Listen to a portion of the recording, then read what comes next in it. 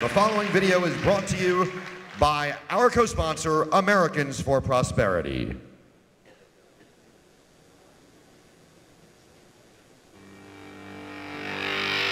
People want to know whether or not, in fact, first of all, a lot of green jobs are going to be created if we pass cap and trade. You can create a lot of green jobs. You can possibly create millions of them if you're willing to spend trillions of dollars, which is what the cap and trade bill contemplates. But those jobs come at an enormous cost. This bill has only the finishing of environmentalism. Greenpeace said it'll do nothing to reduce pollution. Even the EPA says it might increase greenhouse gas emissions. This is just an excuse for central planning, central control of our economy. Now, how much of a role did Van Jones or the Apollo Alliance and their left-leaning allies have in crafting the stimulus package? Phil Kerpen is here. Historically, the unions had been very much against environmental regulation.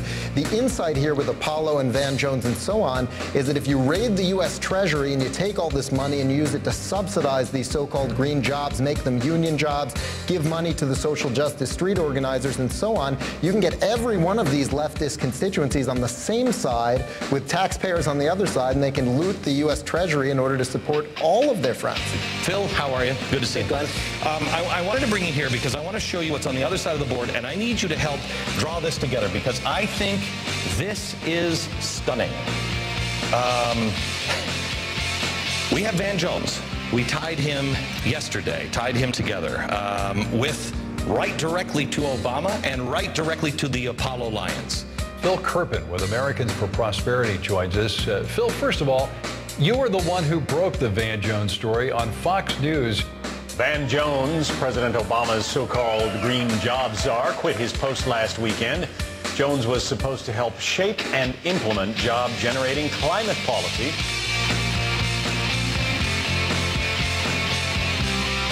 Ladies and gentlemen, don't forget Larry Kudlow is still to come. But right now, please welcome Director of Policy for Americans for Prosperity, Phil Kerpen.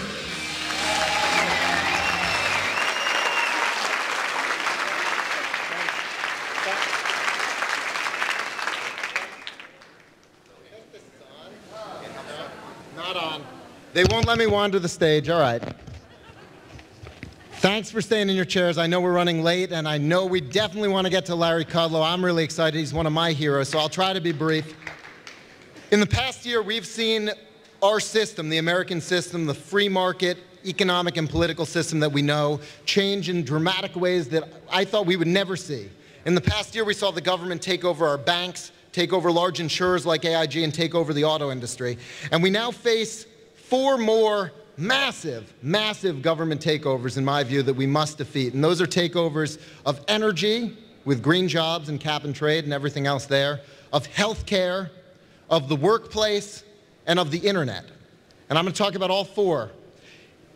The takeover of energy.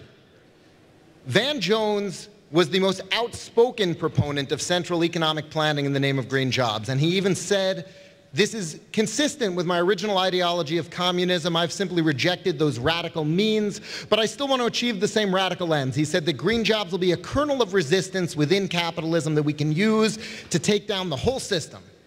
And what happened when he resigned in disgrace? The administration said, what a shame. They said, it's so unfortunate. John Podesta, the chairman of the Obama transition team, who hired him to be the green job czar, brought him back to the Center for American Progress 3 days after he resigned, and he said he'll remain an important voice in the push for green jobs. And now I can walk around. The ideology behind the green jobs push and behind the regulation of the entire economy under cap and trade is the ideology of central economic planning. That's why we use that watermelon metaphor that you saw on the Beck show. It's a thin green layer on the outside, a sheen, but below that, it is central economic planning, authoritarianism, communism, whatever word you're allowed to use in polite discourse. They want to control our lives. They want to reorder the whole economy in accordance with their plans. They think that central economic planning only failed everywhere it's ever been tried because those planners weren't clever enough to get it right, but they'll get it right. Trust them. And that's what cap and trade's about. The stimulus bill already gave $110 billion to these types of programs. Cap and trade could give them trillions, cost every household thousands of dollars every year. And for what? It'll have no impact on global average temperature, but it'll give some coastal elites a warm green feeling. Thousands of dollars we're each going to pay every single year for that. And they're in trouble on cap and trade. We're beating them. I think in the U.S. Senate, they're in big trouble. There are 4 U.S. senators who've said they don't want to have a vote this year. Conrad and Dorgan from North Dakota, Nelson from Nebraska, and Lincoln from Arkansas. And those last 2 have a lot to do with what you've been doing in this room. No question about that. But we have an EPA under Carol Browner, the White House climate czar. They're trying to do it anyway, you know. Congress doesn't pass a bill, we'll go ahead, find a loophole, wait, shoehorn it into the 1970 Clean Air Act.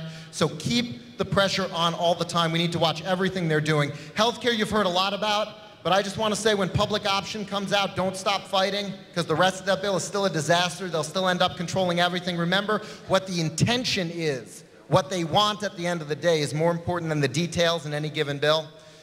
Workplace takeover, you've heard a little about that as well. I would be worried less about the card check provision, which is so absolutely ridiculous that they almost certainly can't move forward with it. I would worry about that arbitrator provision. That's why I call it a government takeover of the workplace.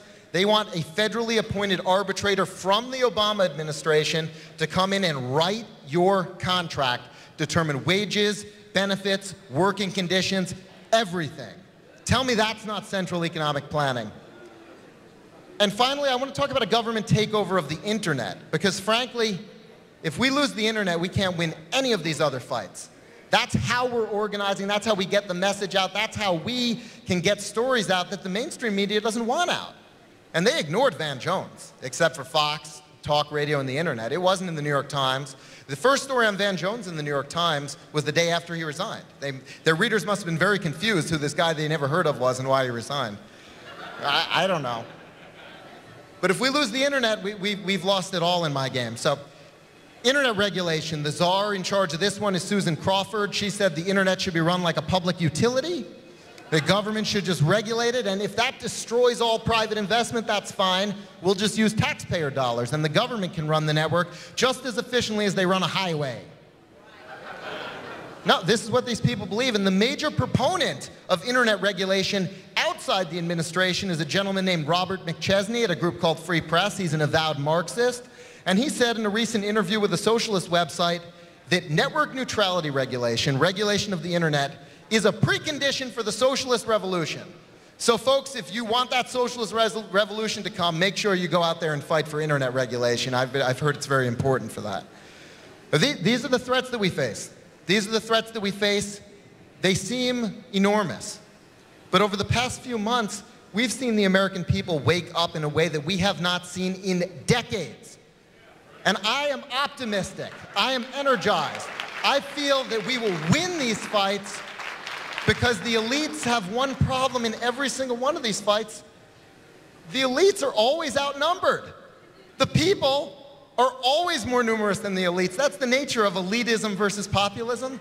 So if you guys stay involved, I believe that we'll win all of these fights. We have policy breakout sessions all afternoon. If you want more information on any of these, in particular, I think the internet regulation panel is going to be very, very interesting. I think that's a major threat that hasn't been talked about enough. So I'm moderating a whole set of panels this afternoon. I hope you can come to. Thank you so much again. With your help, we will win these fights. Thank you.